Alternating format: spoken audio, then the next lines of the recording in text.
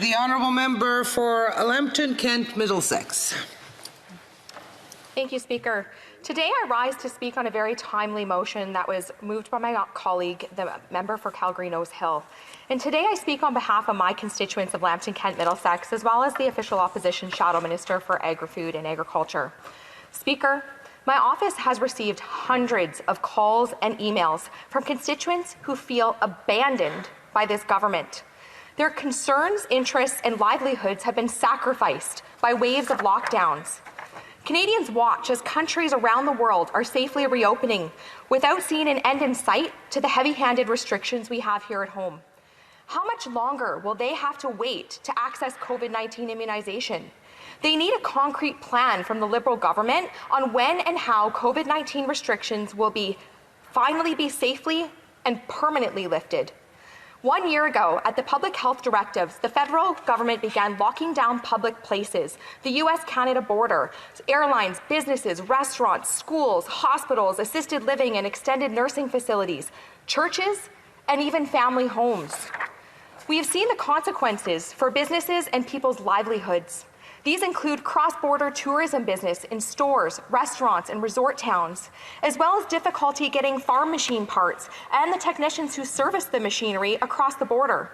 It includes the consequences for young people's education, and yes, for relationships, family life, and the personal well-being of the young and the elderly. Speaker, let's look at some of these consequences in more detail. In March 2020, when the lockdown began, Canada's GDP started to decline rapidly. Our unemployment rate dropped immediately. Canadians began losing their jobs en masse as businesses were forced to close their doors. Sales at restaurants went down by 46% in March 2020 and by more than 56% in April. When restaurant sales are down, it creates a domino effect on the whole supply chain, including farmers, food importers, and wholesale food distributors.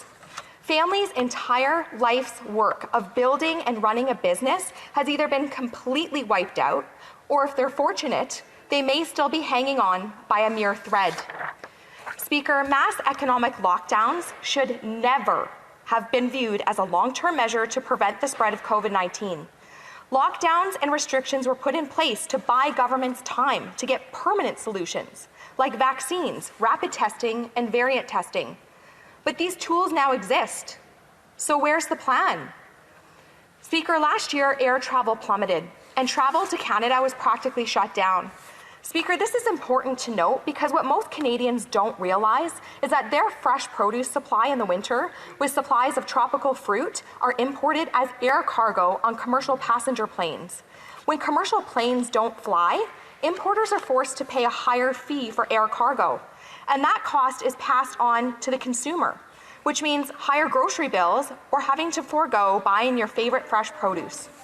Speaker, these are some of the economic activity measures that have been affected. But how has the COVID-19 lockdowns affected Canadians' sense of well-being? As you might imagine, the segment of Canadians who rated life satisfaction high fell from 72% in 2018 to 40% in June 2020. Young Canadians have also experienced the greatest decline in mental health. Pre-COVID-19, 60% of young Canadians reported excellent or very good mental health.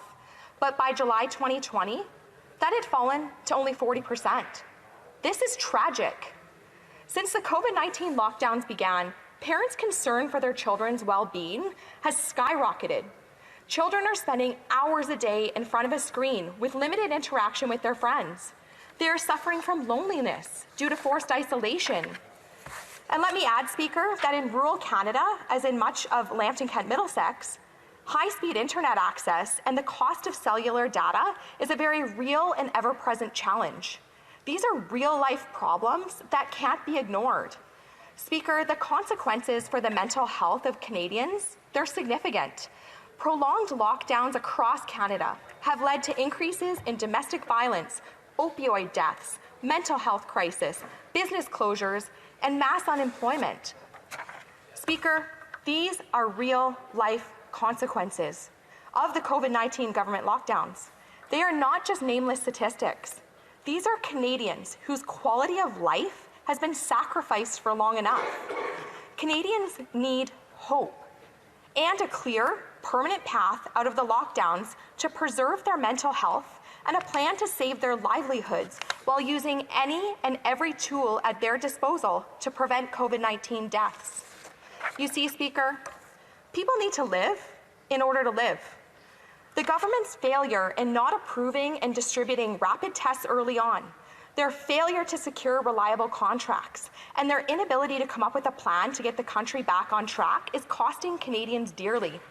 Speaker, I'm going to shift my focus now to the consequences for the thousands of Canadians who are involved in agriculture supply chains. Let me speak first to the agriculture sector. I know best from personal experience.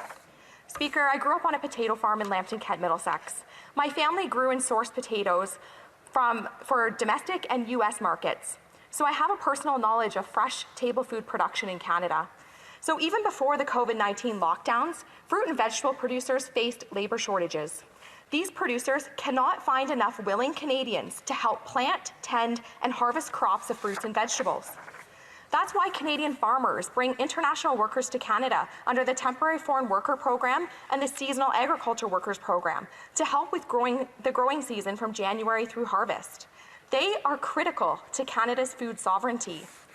Last year, growers near my riding lost millions of pounds of fresh produce that was nearly ready for harvest because of COVID-19. And about a year ago, I began flagging to the government potential consequences for the 2020 season of fruit and vegetable production, but sadly and largely to no avail. Last November, I asked the Ministers of Health and Agriculture how they plan to handle the entry of thousands of international farm workers for the 2021 season. I asked them for their rapid testing plan. Speaker, all I got was radio silence. And as recently as the last weekend before last, I heard from producers who were attempting the impossible to comply with unworkable regulations from this government on quarantine for workers entering into Canada. For example, farm workers who only speak Spanish were required to phone in to nurses who speak only English or French. Employers have been required to forward test samples by Purolator courier from places where there is no Purolator service. Speaker, mixed messaging, excuses, and shrinking responsibility is not what Canadians expected from their government in a time of crisis. Beef, pork, chicken, turkey, and egg producers and processors have also been affected by COVID-19. Capacity on these processing lines has been severely reduced by social distancing measures and temporary plant shutdowns. This has led to weeks of backlogs. Beef and pork producers' capacity has been significantly impacted. At times, Speaker, this has risen to a level of crisis for producers and processors. Canadians have questions, and after a year of putting up with restrictions and lockdowns, they deserve answers. Any restrictions on Canadians' charter rights and freedoms must be demonstrably justified, meaning that the burden of proof is on the government to prove that the limits it has imposed are reasonable. Canadians know this isn't happening. We have heard the phrase over and over again from the Liberal government and its leader. These are unprecedented times. Though this statement rings true, it has been used and misused to justify the worst behavior of unbecoming of any government in a Western democracy. It's time for the government to make Canadians' freedom their priority. Abraham Lincoln famously said, and I quote, "I'm a firm believer in the people. If given the truth, they can be depended upon to meet any national crisis. The great point is to bring them the real facts," end quote. It's time for the government to stop treating Canadians like children in need of a caregiver. They want their lives back. They want to start earning paychecks and stop receiving government checks. Speaker, in conclusion, Canadians want and deserve a clear plan that shows a path and a timeline to end the lockdowns. By now, Canadians should know when things are going to get better and what metrics their government is using to determine the timeline for reopening. They deserve a clear, data-driven plan to support safely and permanently lifting COVID-19 restrictions. The Liberal government can't keep asking Canadians to sacrifice more without being clear about when the restrictions will be lifted. The Prime Minister needs to lay out a plan that will give Canadians a clear expectation of when life and business will return to normal. Questions and comments. The Honourable Member for Kingston and the Islands. There's been a lot of discussion today, Madam Speaker, about which jurisdictions that these matters fall within, whether they're provincial or federal. This member and I are both from ridings in Ontario.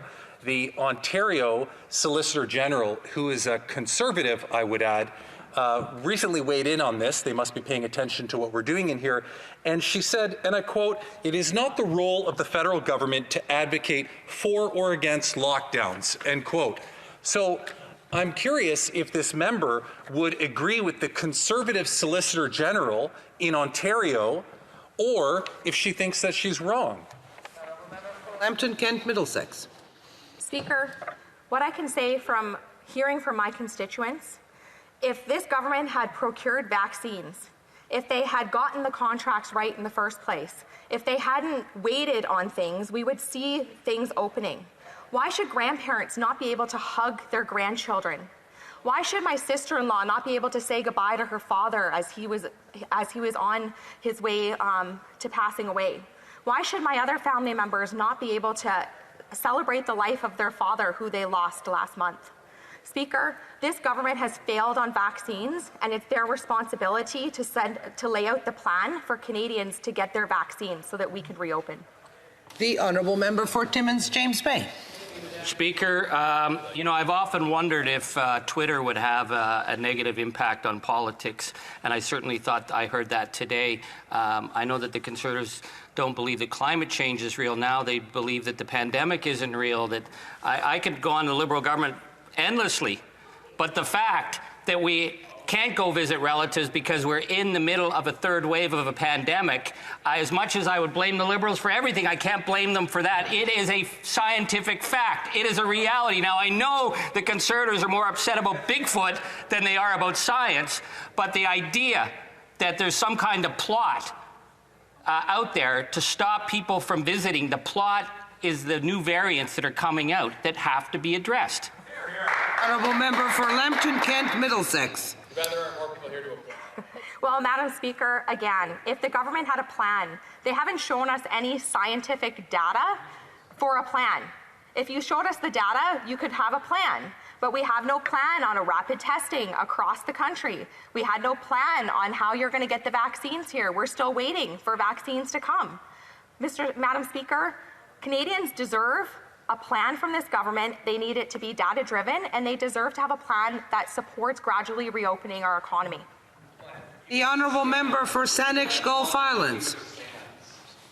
Thank you, Madam Speaker. To the honourable member for Lambton, Kent, Middlesex, hate to be a pedant on this point, but Abraham Lincoln never said the quote that she put forward. It's not her fault, Madam Speaker. It is often misquoted. What Abraham Lincoln said, which is, I think, useful in this moment of our time, is that we must not be enemies. We must listen to the better angels of our nature, which I think requires that we be less partisan in this place. I have read the Conservative motion carefully. Contrary to what the member for Calgary-Nose Hill inferred, I have read the motion. It does not use the word benchmarks. It does not use the word indicators. I find myself unable to vote for it, although there are many sentiments being expressed by Conservatives, New Democrats, and others, and Bloc Québécois members in this place with which I completely agree. We all want more certainty, but we're in a race now between vaccines and variants, and the risk remains real. I asked the honourable member if the Conservative Party members on the floor of this place are inventing words into their motion to make it one that we could vote upon. Member for Lambton, Kent, Middlesex.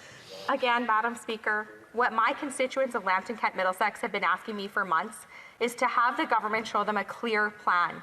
They tell me that the government has failed on rapid tests, securing rapid testing. They've failed on plans like getting the vaccines here. Speaker, we have farmers who literally can't get their machinery fixed right now because they can't bring in the technicians from overseas who are the only ones who know how to repair them to come and fix their machines.